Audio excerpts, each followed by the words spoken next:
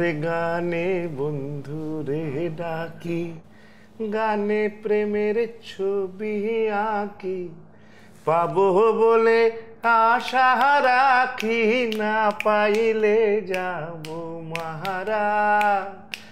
পাবো বলে আশা রাখি, না পাইলে যাব মাহারা। আর কিছু চাই না মনে গান ছাড়া, গান ছাড়া। আর কিছু চাই না মনে গান ছাড়া।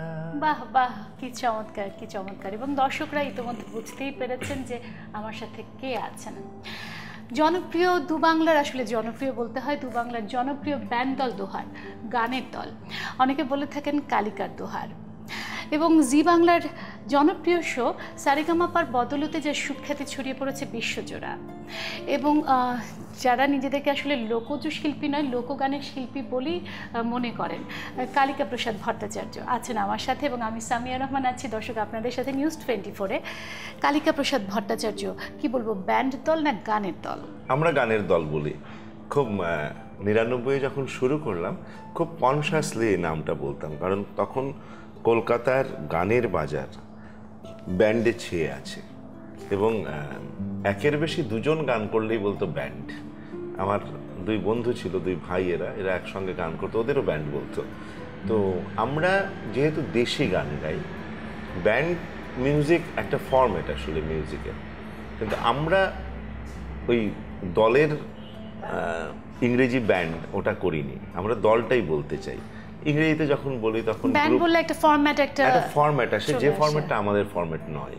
হ্যাঁ, রাদার আমাদের যে কৃষ্টি ছিল, পটের গান যখন গাইতো লোক দল বেঁধে গাইতো, গাজির গান যখন গাইতো এটা কি অনেকটা সেরকম যে কৃষ্টির সাথে আপনারা নিজেকে তুলে ধরছেন বলে ব্যান্ডের সাথে নিজেকে, ওই আধুনিকতার সাথে নিজেদেরকে না, সেটা তো আমার নিজস্ব একটা সন্দর্ভ আছে, আমার একটা ভাবনা আছে যে আমি মনে করি যে আমাদের 19th সেঞ্চুরির যে আধুনিকতা, যে রোল মডেল আধুনিকতার তৈরি করা হলো, এটা অসম্ভব কলোনিয়াল একটা মডেল আধুনিকতার, যেটা আমাদের শেকড় থেকে উঠে আসা মডেল নয়। আমরা এক ধরনের ঔপনিবেশিক মডেলে আমাদের আধুনিকতাকে পেয়েছি। 19 শতকে যে আধুনিকতা আমরা শেকড়ের সন্ধানে যেতে চান বলে আপনারা একেবারে আমাদের বিভিন্ন অঞ্চলের দিকে ছুটে গেছেন, আমাদের গ্রাম বাংলার দিকে ছুটে গেছেন। ছুটে যাই গেছি শুধু। তাহলে আমি একটু জানতে চাই, কালিকা প্রসাদ ভট্টাচার্য, যেটা বলা হচ্ছে যে কালিকার দোহার না দোহারের কালিকা, একটা কনফিউশন তৈরি হয়েছে, বা মজা করে হলেও বলা হয়। আগে আমি বলতাম দোহারের কালিকা নিজেকে, তো এখন লোকে কালিকার দোহার বলেন। কোনোটাই কিছু না, দোহার দোহারই। কালিকার দোহার বললে ব্যাপারটা অনেকটা এরকম হয়ে যায় না যে কালিকা না থাকলে দোহারের কি অবস্থা হবে, সেরকম কি? না, আমি তো স্বপ্ন দেখি যে কালিকার পর মানুষ তো যায় ওমান, একদিন আমারও মৃত্যু হবে, দোহার সেদিনও বেঁচে থাকুক, তাহলেই তো এটা করার সার্থকতা। 16 বছর ধরে আপনাদের যাত্রা চলছে, আপনারা কি মনে করেন যে আরও অনেক অনেক বছর ধরে আপনারা টিকে থাকতে পারবেন? কারণ আপনাদের মৌলিক গানের সংখ্যা তো আসলে সেই অর্থে কি আছে? না, এই মৌলিক গানটা নিয়ে আমার একটা প্রশ্ন আছে। মৌলিক গান কি তাহলে? মানে নিজে গান বাঁধাটাই মৌলিক গান? তাহলে তো সুচিত্রা মিত্র টিকে থাকতেন না রবীন্দ্রসঙ্গীত গেয়ে, পণ্ডিত রবিশঙ্কর সেতার বাজিয়ে টিকে থাকতেন না। এগুলো তো কোনো কিছু মৌলিক নয়। ইমন রাগ আমির খসরুর তৈরি করা রাগ রবিশঙ্কর বাজাচ্ছেন, ওস্তাদ আলী আকবর খাঁ সাহেব হয়তো নাট ভাইরও বাজাচ্ছেন, ওনার তৈরি করা নয়। হ্যাঁ, মৌলিক যে কোনো শিল্পী আসলে মৌলিক, তখনই তিনি গায়ক থেকে শিল্পী। কিন্তু রবীন্দ্রনাথের অজস্র ভান্ডার আছে, তেমনি আমাদের এই লোকজ গানেরও তো অবশ্য অজস্রই ভান্ডার রয়েছে। আপনাদের সংগ্রহে আছে কতগুলো? আমাদের সংগ্রহে মানে আমরা নানা দিক থেকে পেয়েছি। আমি আমার কাকার কাছ থেকেই 2,500 গান পেয়েছিলাম, তার একটা 2,500 গানের সংগ্রহ ছিল। তারপর আমি নিজে কাজ করেছি, সেখানে আজকে যদি হাতে গুনে তো হিসেব করিনি, কিন্তু 5-6 হাজার 5,500 গান তো নিশ্চয়ই। আপনারা কতগুলো গেয়েছেন? এতগুলো এখন তো খুব সামান্য। আমরা 10খানা অ্যালবাম করেছি, গড়ে 10টা গান ধরলে 100টা অ্যালবাম, খুবই কম। এখন অজস্র গান না গাওয়া রয়ে গেছে। স্টেজে যদি ধরি তাহলে হয়তো 250টা 300টা। আমি আপনার কাছে গান শুনবো, কিন্তু আরো অনেক কথা আছে, কিন্তু একটু গান শুনে যাই। আপনারা মূলত শাহ আব্দুল করিম, হাসন রাজা, লালন সবারই গান, এই ধরনের গানই করি। এছাড়াও এই পদকর্তাদের গান ছাড়াও আমরা সারি গান, জারি গান, ভাটিয়ালি, ভাওয়াইয়া, মুর্শিদি, লোকগানের যে বিভিন্ন ধরনের, আমি আপনার কাছ থেকে সবগুলো গানেরই আসলে সব ধরনের গানেরই একটু একটু হলেও ছোঁয়া পেতে চাই। আমি একটা ভাটিয়ালি গানই শোনাই। এটা আমি তো ভাটিয়ালি অঞ্চলেরই ছেলে এক অর্থে। সেলাম সাসা সেলাম তোমার পায়, বড় নামের মাঝি মোরে বানাইছে আল্লাহ। ও তুমি কইও গিয়া শাশির কাছে, হাল্লায় মোরে দিন দিয়াছে, আর আমার গুনটা নাটান ঘুচ্চা গেছে, আমি বইসাছি পাশায়। সেলাম সাসা সেলাম তোমার পায়,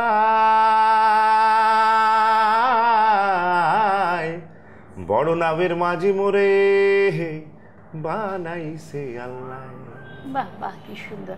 আচ্ছা, আমাদের কোন কোন অঞ্চলের গান আপনাদের সংগ্রহে আছে? মানে বাংলাদেশের আসলে কি হয়, মানে গানের তো কোনো কাঁটাতারের বেড়া হয়নি। আমি এখানে আসলাম আপনার কাছে, গানের কাঁটাতারের বেড়া। বাংলাদেশের গান যেটাকে আপনি বলবেন, আমি বলবো নদিয়ার গান। নদিয়া তো আপনারও আছে, আমারও আছে, উত্তরবঙ্গ আপনারও আছে। ভাওয়াইয়াকে আমি কি করে ভাগ করব? ভাওয়াইয়া তো রংপুরেরও আছে, কোচবিহারেরও আছে। কোচবিহার তো উত্তরবঙ্গই ছিল। আব্বাস উদ্দিন কোন জায়গার লোক আপনি বলবেন? হ্যাঁ, মানে আমি বলছি একটা কথা, যে লালন ফকির যখন কুষ্টিয়া বা ছিউড়িয়া আছেন তখন তো পুরোটাই নদিয়া, যার জন্য ধরুন ঠিক সেভাবে তো পুরোটাই একসময় না, আমি ভারতবর্ষ ছিল। সংস্কৃতিতে আপনি ভাগ করতে পারবেন, ভাগ করা যায় না, কাঁটাতারের বেড়া থাকে। মানে আমি বলি সত্যি কথা, এটা বাংলাদেশে বলতেও আমার কোনো আপত্তি নেই, জানি না বলাটা ঠিক কিনা। দেশভাগ খুব মর্মান্তিক, কিন্তু দেশভাগের একটা সুফল আছে, সেই সুফলটা হচ্ছে বাংলাদেশ। কিভাবে বাংলাদেশ? অবশ্যই বাংলাদেশ তো অবশ্যই সুফল। আমরা দেশভাগ না হলে বাংলাদেশ হতো কিনা বলা খুব মুশকিল, কারণ এবং এই বাংলাদেশেই কিন্তু আমি আপনাদের কাছ থেকে বহুবার শুনেছি, বাংলাদেশে কিন্তু বাংলাটাকে এখনো আমরা টিকিয়ে রেখেছি। হ্যাঁ, কারণ এই দেশটা ভাষার জন্য হয়েছে। যে ভাষার জন্য একটা দেশ জন্মাতে পারে, আমাদের উপমহাদেশ তো এটা দেখালো। যে দেশ 47 ধর্মের ভিত্তিতে ভাগ হয়ে যাচ্ছে, তার 1 বছর পর সে দাবি তুলছে আমার ভাষা চাই, আমার সংস্কৃতি চাই। সে কাকে নিয়ে লড়াই করছে? রবীন্দ্রনাথ নজরুলকে নিয়ে লড়াই করছে, আমাদের জাতীয় সঙ্গীত। হ্যাঁ, তো আমি সেই কথাটাই বলছি। এবার গান তো পাখির জাত, তাকে তো আপনি ভাগ করতে পারবেন না। আপনি যেটা বলছেন সেই অর্থে আমরা যে পরম্পরাটা বহন করে বড় হয়েছি, সেটা হচ্ছে ভাটি অঞ্চলের পরম্পরা, যার জন্য শাহ আব্দুল করিম আমার কাছে অনেক কাছাকাছি। আমি ছোটবেলা থেকে তার কথা জানি না, কিন্তু তার গান শুনেছি। আরে তোমার কি মায়া লাগে না, আমার দুঃখ দেখিয়া প্রাণ বন্ধু, আরে যত দোষী তোমারও লাগিয়া।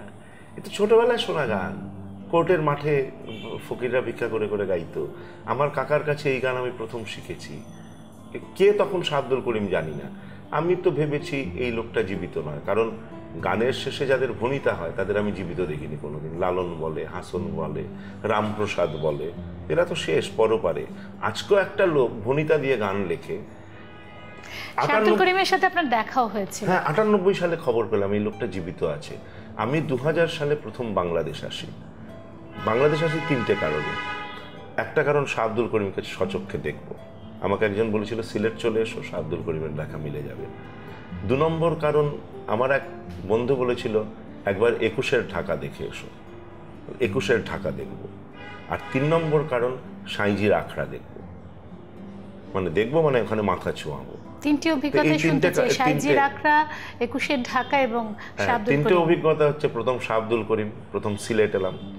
শাহ আব্দুল করিমকে দেখে আমার যেটা একটা কথাই, আমি একটা অভিজ্ঞতার কথা বলি, আমি এরকম চোখ পৃথিবীতে কোনো মানুষের আজ পর্যন্ত দেখিনি। আমি দেখিনি, আমি তো খুব কম সাধককেই দেখতে পেয়েছি।